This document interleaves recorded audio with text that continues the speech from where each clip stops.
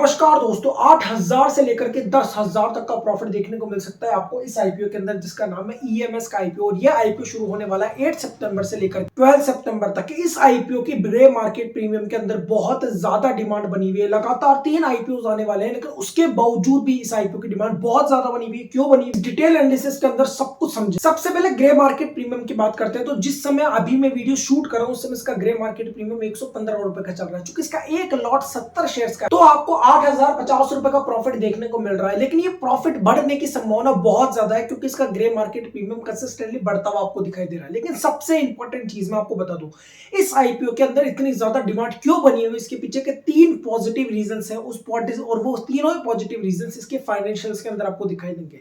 लेकिन उससे पहले हम कंपनी के काम को समझ लें। तो कंपनी जो है वो basically water and waste water collection, treatment and disposable solutions को प्रोवाइड करने का काम करती है। और उसके अंदर भी बहुत सारे एरियाज इसने पकड़ रखे, जैसे कि sewerage solution, water supply solution, water and waste water treatment plant. इस तरह के बहुत सारे सेक्टर अंदर ही कंपनी घुसी हुई है। बेसिकली अगर आप ये समझे तो वाटर या वेस्ट वाटर से जुड़ी हुई जो समस्या होती है, उनको सॉल्यूशन करने का काम ये कंपनी करती है। अब हम सबसे इंपॉर्टेंट चीज पर चलते हैं इस आईपीओ की, वो है इसके फाइनेंशियल्स। तो अगर आप इसके एसेट्स देखेंगे तो वो साल दर साल बढ़ते जा रहे हैं। 308 करोड़ से 638 करोड़ रुपए, ऑलमोस्ट डबल से ज्यादा हो चुके हैं।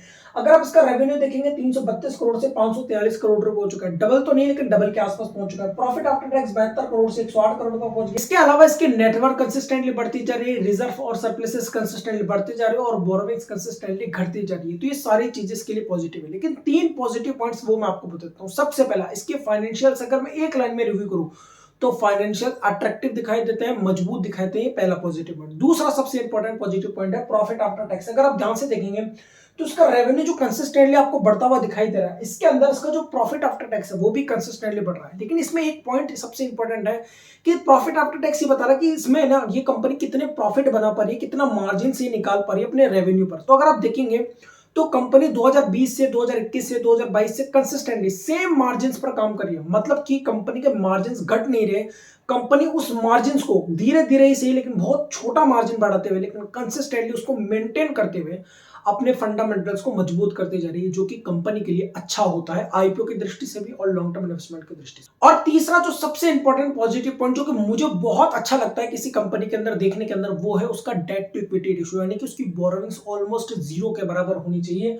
और वो इसके अंदर आपको दिखाई देती है। इसकी बोरोविंग्स मात्र 45 करोड़ रुपए, जो कि इसका डेट टू इक्विटी रेशियो होता है 0.09% के आसपास, जो कि बहुत ज्यादा अच्छा। अगर आप इसके आरओई और आरओसी देखेंगे तो वो भी आपको बहुत अट्रैक्टिव दिखाई देंगे। यानी कि फंडामेंटली अगर आप बात करें तो फंडामेंटली कंपनी मजबूत है। और मैं आपको कई बार कह चुका हूं कि जब भी कोई कंपनी आईपीओ के अंदर आती है और आईपीओ के अंदर जब वो कोई डिमांड करती है कि भैया मुझे इस प्राइस पर लिस्ट होना है, तो वो इस प्राइस पर लिस्ट होने की ताकत तभी आएगी उसके अंदर जब उसके फंडामेंटल्स मजबूत होंगे। एग्जांपल देता हूं मैं आपको, पेटीएम के अंदर वो फंडामेंटल उसके थे ही नहीं कि वो 2100 की प्राइस को, 1800 की प्राइस को जस्टिफाई कर सके।